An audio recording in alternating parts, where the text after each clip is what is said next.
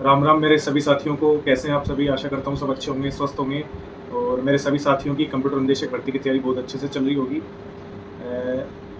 साथियों, अपने काफ़ी सारे साथी थे जो बीसीआई भर्ती में पहले सेलेक्ट हो चुके हैं, काफ़ी जो बच गए थे वो आईए में सेलेक्ट हो चुके हैं और कुछ साथी हैं हमारे जो रह गए थे किसी कारणवश या किसी भी कमी की वजह से। तो मैं पूरी आशा करता हूँ कि अभी उनकी जो कमियाँ हैं उन्होंने अच्छे से दूर किया होगा और जो आगामी अगस्त माह में हमारी नई कंप्यूटर अनुदेशक भर्ती होने जा रही है और उसके अंदर उनकी बहुत अच्छी तैयारी होगी और अंतिम सिलेक्शन वो लेंगे। मेरे पास लगातार जो पुराने साथी हैं वो मैसेज कॉल करते रहते हैं कि भई आपने जो बीसीआई में फ़ेल होने के बाद में आईए के अंदर जो आपने सफलता प्राप्त की उसमें आपने क्या सुधार किया, किस तरीके से सुधार किया? तो थोड़ा जो मेरे साथी लगातार कॉन्टैक्ट में हैं, ये बार-बार देखो सभी को जानकारी दे पाना संभव नहीं है क्योंकि जॉब भी करनी पड़ती है, उसके बाद में फ्री टाइम होता है, उसमें बाकी अन्य काम भी होते हैं। तो मैंने सोचा एक वीडियो के माध्यम से मेरे जितने भी साथी हैं उनको एक छोटा-सा मैं अपना ओवरव्यू दे सकूँ कि कैसे मैंने जो मेरी कमियाँ थी उनको सुधार के और जो बीसीआई में असफलता थी उसको आईए भर्ती के अंदर सफलता में बदला। साथियों, सभी का तैयारी करने का तरीका अलग होता है, सभी के क्योंकि हर इंसान का जो पढ़ाई का तरीका होता है वो अलग होता है, सभी का माइंड जो होता है वो अलग होता है, सभी की नॉलेज है वो अलग होती है। सब लोग अलग-अलग जगह से तैयारी करते हैं, कोई कहाँ से तैयारी करता है, कोई कहाँ से तैयारी करता है, सब जो अच्छे से तैयारी करता है उसका सिलेक्शन भी होता है। तो ये चीज़ क्या है कि एक मिसकंसेप्शन है कि यहाँ से तैयारी करेंगे तो सिलेक्शन होगा, वहाँ से तैयारी करेंगे तो नहीं होगा। तैयारी करने वाले बच्चों का सिलेक्शन हर जगह से होता है, चाहे वो कहीं से तैयारी कर रहे होते हैं। कुछ साथियों को सिलेक्शन कोचिंग करके होता है, कईयों को सेल्फ स्टडी से हो जाता है। तो वो सबकी क्या है अपनी-अपनी तैयारी जो होती है उसका बहुत बड़ा जो रोल होता है।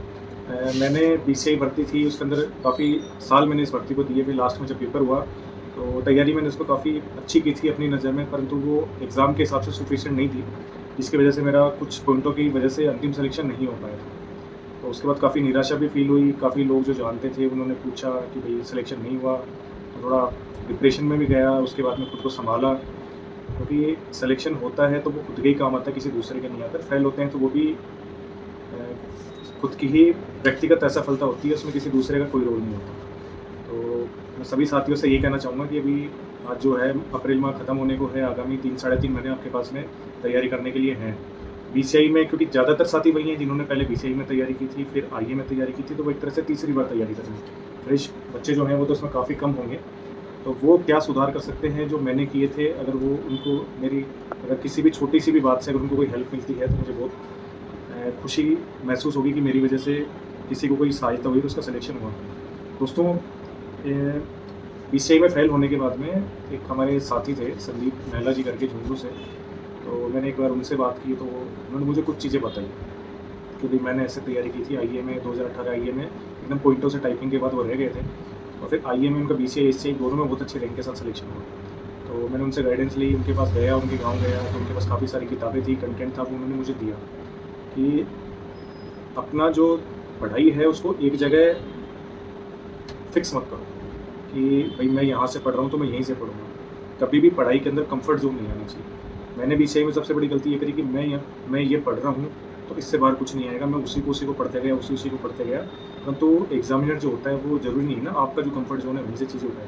वो कहीं से भी उठा सकता है। तो पढ़ाई में कभी भी कम्फ़र्ट ज़ोन नहीं आना चाहिए।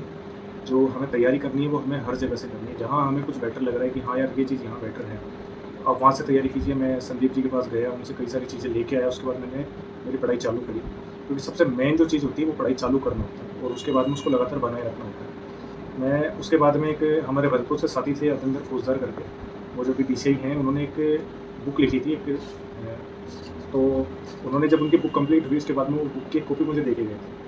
तो हम चाय पे बैठे थे तो मैंने उनसे पूछा कि मैंने कहा यार आपने बुक कैसे लिखी? तो उन्होंने कहा कि मार्केट में 7-8 अलग-अलग मैंने एमसीक्यू बुकें ली, मुझे जो क्वेश्चन अच्छे लगे और बाकी उसके अलावा और भी मुझे कहीं वेबसाइट्स वगैरह से कोई क्वेश्चन ऐसे लगे जो आने लायक थे, मैंने उसको मेरी बुक के अंदर सम्मिलित किया।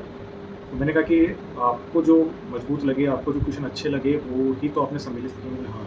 तो मैंने कहा ज़रूरी थोड़ी है कि एग्ज़ामिनर जो है वो आपकी आपको जो क्वेश्चन पसंद आए वही वो उसे पसंद आए, हो सकता है जो आपको ना आए उसे वो ना आए, हो सकता है उसे वो आ जाए। तो बोले कि हाँ बात सही है। तो उसके बाद में मैंने सबसे पहले तो जो उनकी बुक थी मैं दिखाना चाहूँगा आपको, ये किताब थी उनकी, इसमें तकरीबन 4000 एमसीक्यू किताबें थी। तो जैसे कि आप देख पा रहे हैं मैंने इसको जब पढ़ना चालू किया था तो इसमें क्या होता है दोस्तों, काफ़ी क्वेश्चंस ऐसे होते हैं जो हमें आते हैं, काफ़ी क्वेश्चंस ऐसे होते हैं जो नहीं आते।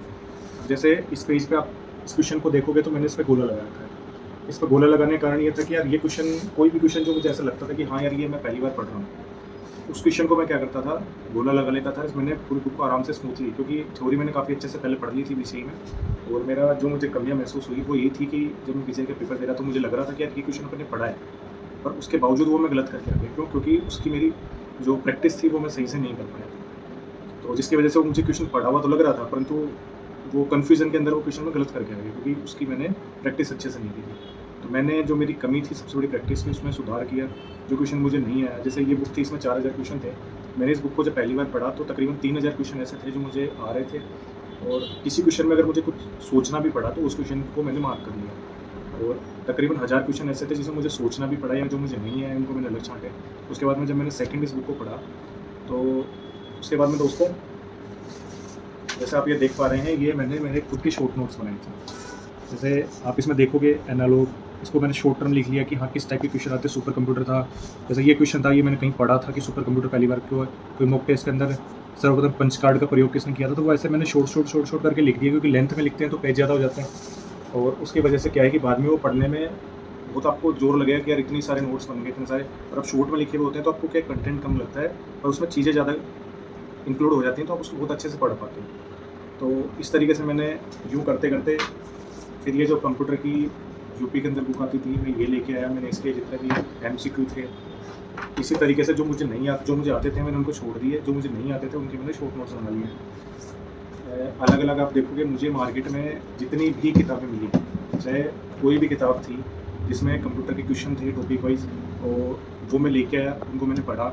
जो मुझे नहीं आए उनको मैंने लिखा। अभी ये किताब है, इसके अलावा इससे इकबाल की किताब है, ये आरपी की थी, इसको मैंने पढ़ा। इसके अलावा ये आगे एक यूपी के अंदर चलती थी, जो मुझे इसमें काफ़ी मोटी किताब थी, इसमें 7000 के समथिंग एमसीक्यू क्वेश्चन थे, मैंने ये पढ़े। इसके अलावा ये अपने प्लेटफॉर्म पब्लिकेशन, काफ़ी इन साथियों ने सेंटर में रेलवे की तैयारी की होगी तो इस नाम से वो परिचित होंगे, बिहार में एक चलती थी। तो इसमें एसएससी में जो एबी क्वेश्चन थे कंप्यूटर के, मैंने वो पढ़े। जो किताबें मुझे मिली मार्केट में, जो किताबें अवेलेबल थी जिसमें एमसीक्यू क्वेश्चन थे, मैंने सब पढ़े। ये जो किताबें हैं ये सिंगल क्वेश्चंस थे, सिंगल डे, एक दिन के अंदर मैंने इनको खत्म किया था। क्योंकि आप जब एक बार पढ़ोगे इतनी किताबें पढ़ने के बाद में क्या होता है कि लास्ट में क्वेश्चंस जो होते हैं, क्योंकि घूम फिर के उसी से रिलेटेड क्वेश्चन आते हैं, तो आप बार बार पढ़ते हो तो फिर आपके वो जो क्वेश्चन है वो सिर्फ पढ़ा हुआ नहीं रहता, वो आपके दिमाग में छप जाता है, ताकि जब आप एग्ज़ाम में देते हो उसको, वो चीज़ आपके माइंड में रहती है और उसके बाद में देखते ही आपको उसका आंसर आ जाता है। तो इस तरीके से मैंने जितनी अलग अलग आपको जो मिले कि यार यहाँ इसके पास क्वेश्चन अच्छे हैं, वो क्वेश्चन ले लो। एक जगह अपनी पढ़ाई जो है उसको कहीं बांधो मत कि यार मैं यहाँ से पढ़ रहा हूँ तो इससे बाहर कुछ नहीं है, क्योंकि इससे क्या कंफर्ट जोन आ जाता है। आप वही चीज़ें पढ़ते हो, वही क्वेश्चन देते हो, तो क्या आप पढ़ते हो और वही क्वेश्चन देते हो तो वो आपको आएगा। पर एग्जामिनर जो वो है वो आपके कंफर्ट जोन में आके आपके आने वाले क्वेश्चन जरूरी नहीं है ना एग्जाम में देगा। तो इसके अलावा मैंने जो सबसे ज़्यादा अच्छा वर्क किया वो मैंने मॉक टेस्ट भी किया। लगभग 100 से 125 के आसपास मॉक पेपर हैं, वो मेरे पास पड़े हैं। आज भी मैंने उनको सोल्व किया, सेम मैंने वही तरीका अपनाया। क्वेश्चन किए, जो मुझे नहीं आए उसको मैंने अलग लिख लिया, जो क्वेश्चन मुझे नहीं आए मैंने उनको अलग लिख लिया, क्योंकि जो आता है उसको बार बार पढ़ने से कोई मतलब नहीं, उसमें आपको टाइम ज़्यादा लगता है। यही तरीका आप देखोगे जीके में किताबें थी वो मुझे काफ़ी बड़ी बड़ी लगती थी, मोटी, पढ़ने में बहुत जोर आता था, तो मैंने इसके भी शॉर्ट नोट्स बनाए और शॉर्ट नोट्स बना के मैंने इन्हीं को भी पढ़ा और इसी तरीके से मैंने अपनी जीके तैयार की। और ये सारे क्वेश्चंस करने के बाद में फिर जब मॉक टेस्ट थे तो मॉक टेस्ट दिए मैंने, वो किए। मॉक टेस्ट जो थे मैंने अपने जो कहते हैं ऑनलाइन अंडर 247 दी, उसकी टेस्ट सीरीज 10 पेपर की मैंने वो की थी। टेस्ट बुक के अंदर जो शॉर्ट क्वेश्चंस आते हैं, ज़रूरी नहीं मेरे जय मैं आईए कर रहा था तो आईए के अंदर जितने क्वेश्चन थे उसके शॉर्ट वाले जो पेपर थे मैंने वो सारे किए। पीछे के क्वेश्चन आए हुए थे, कोई कहीं भी अगर मुझे दिखे ना कि हाँ यहाँ कंप्यूटर के क्वेश्चन है तो मैंने वो उठाए, वो सोल्व किए। अलग अलग जितनी भी मेन कोचिंगें थी जो टेस्ट सीरीज़ चला रही थी, मैंने सबकी टेस्ट सीरीज ली और सभी में मैंने वो सेम चीज़ें की कि हाँ ये मुझे आ रहा है, इसको मुझे नहीं पढ़ना है, जो मुझे नहीं आ रहा उसको मैंने ले लिखा। लास्ट में पढ़ते मेरा हर मॉक टेस्ट के अंदर जो एवरेज स्कोर था वो 110 से 115 के बीच में आया। मेन एग्जाम में भी जो मेरा स्कोर था वो लगभग वही 113 के आसपास, 112 113, वही जो टेस्ट सीरीज़ में एवरेज आने लगा था वही आया हाईएस्ट। कई बार ऐसा होता है ना कि आप कोई सिंगल टेस्ट दे रहे हो, वो टेस्ट सिंगल पेपर देते रहोगे तो वो आपको क्या है, जो पैटर्न है वो आपको रास आने लगता है। तो एक टेस्ट सीरीज़ अगर आप सिंगल दोगे तो उससे क्या होता है कि उसमें आपके मार्क्स बढ़ने लग जाते हैं। जब उसमें मार्क्स बढ़ते हैं तो आपको लगता है यार अपनी तो तैयारी हो गई, और वहीं अगर आप एग्ज़ाम देने जब जाओगे, तो वहाँ जो एग्ज़ामिनर है उसने कहाँ से बनाया है, उसने किस टाइप से पैटर्न बनाया है, वो आपको नहीं पता होता। तो वो आपके जब कम्फ़र्ट ज़ोन से बाहर आता है, तो फिर वहाँ आप घबरा जाते हो, वहाँ आप मिस्टेक करते हो, फिर एग्ज़ाम में आप जानते हो वही एक दो क्वेश्चन का खेल होता है। जो साथी, अब जैसे हम बीसीआई में कुछ एक नंबर से रहे, तो हम जानते हैं कि वो 1 आधा 2 नंबर हमारे कितना भारी पड़ा था, उसने हमारे कितने साल खराब किए। तो ये शॉर्ट वीडियो जो है वो मैं इसीलिए अपने साथियों की गाइडेंस के लिए बना रहा हूँ कि आपकी जो तैयारी है लगभग 3.5-4 महीने की, उसे आप करते रहिए। किसी प्रकार की इधर-उधर की चीज़ों में अपना टाइम वेस्ट ना करें। जितने ज़्यादा हो सके उतने ज़्यादा ट्यूशन करें, क्योंकि थ्योरी आप पहले भी पढ़ चुके होंगे। हाँ, अगर किसी साथी की किसी चीज़ में कमी है, तो वो उसके लिए कहीं से किसी भी टीचर से पढ़ सकता है कि हाँ सर, जैसे किसी का डीएसए है वो कमज़ोर है, किसी का डीबीएमएस है, उसमें कॉन्सेप्ट्स क्लियर नहीं है। पिछली बार मेरा थोड़ा-सा डीएसए वीक था, तो मैंने उसको छोड़ दिया था कि यार छोड़ यार, डीएसए है, तो अपन बाकी सब्जेक्ट में कर लेंगे। पर एग्ज़ाम में आपने देखा होगा डीएसए से 8-9 क्वेश्चन आ गए। कई साथी थे जिनका डीएसए बहुत मजबूत था, तो 7-8, 9-10 क्वेश्चन आते ही वो 40 पार कर गए, और हम छोड़ दिए तो उसके चक्कर में रह गए। तो किसी भी चीज़ को मत छोड़ो, नेटवर्किंग है उसको अच्छे से करो, डीएसए है, डीबीएमएस है, ये जो सब्जेक्ट्स हैं, अपनी लैंग्वेज है, हर चीज़ को इतना करो कि हाँ, आप अच्छा स्कोर कर पाओ। क्योंकि पिछली बार तो क्या है कि पहली बार पेपर हो रहा था तो कोई आइडिया नहीं था, 40-40 में सिलेक्शन हो गया। पिछली बार सीटें भी 10,000 की तकरीबन थी, इस बार जो सीटें हैं वो भी 3750 के समथिंग होंगी, 3600-3700 के लगभग आसपास ही। तो इस बार थोड़ा कॉम्पिटिशन भी हाई होगा, तो जितने ज़्यादा स्कोर आप कर सकें उतना स्कोर कीजिए, टारगेट मत बनाइए। मैंने जो मॉक टेस्ट दिया था, तो कई लोग क्या करते हैं मॉक टेस्ट में, ये भी गलती करते हैं कि वो ये कर लेते हैं कि मुझे 100 में से, जैसे 200 का पेपर है कि यार मैं 40-40, 80 लेके आ जाऊँ, मैं 100 लेके आ जाऊँ, पिछली बार इतना में सिलेक्शन हो गया था। पर ये क्या है, हर बार पेपर अलग होता है, हर बार बैठने वाले बच्चे होते हैं, उनकी तैयारी अलग होती है। वहाँ आप ये कर सकते हैं कि भई आप ये देखो कि मुझे शुरू में टारगेट ये रखो कि मैं पेपर दे रहा हूँ, तो मुझे अपने मार्क्स से मतलब नहीं है, मेरी रैंक जो है वो 10% लोगों में आ रही है कि नहीं आ रही है। अगर 100 बच्चों ने पेपर दिया है तो मैं टॉप 10 में आ रहा हूँ कि नहीं आ रहा। फिर वो जो अपनी परसेंटेज है कि शुरू में टॉप 25% ही आने की कोशिश करो, फिर 20% आने की कोशिश करो, फिर 15% आने की कोशिश करो, फिर 10%, 5%, 2%। तो इस प्रकार से अपनी परसेंटेज सुधारोगे, क्योंकि किसी कोई पेपर होता है वो आपके पढ़े हुए क्वेश्चंस में से आ जाएगा, तो उसमें आपका स्कोर बहुत अच्छा हो जाएगा। किसी में जो है वो क्वेश्चंस अलग हो जाएंगे, तो उसमें आपका जो स्कोर है वो डाउन जा सकता है। तो कभी भी जो है वो मार्क्स के ऊपर जाके ना तो ज़्यादा उत्साहित हों, ना ज़्यादा स्ट्रेस लें।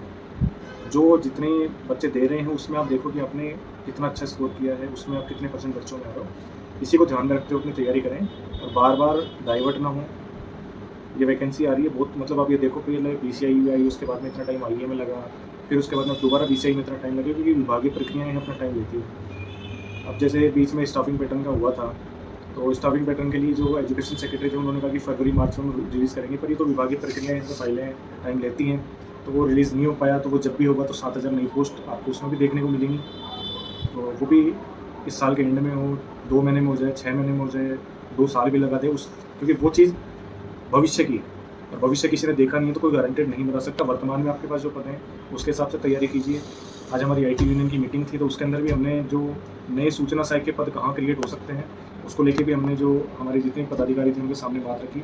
जल्दी हमारे विभाग में भी हम कोशिश कर रहे हैं कि आईए में नए पद क्रिएट हों, ज़्यादा से ज़्यादा हमारे साथियों के लिए नई वैकेंसियाँ हैं, तो वो सर्विस में आएँ, जो हमारे साथी रह गए थे वो हमारे साथ आएँ। धन्यवाद साथी।